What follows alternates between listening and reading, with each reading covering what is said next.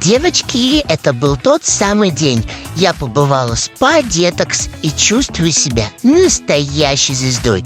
Сначала меня тщательно вычесали. Никакой шерсти в доме теперь, только блеск и шелк. Затем почистили глазки и ушки специальными лосьонами. А маникюр, мои лапки теперь как у принцессы. Но главное, детокс-процедуры с косметикой от Худра.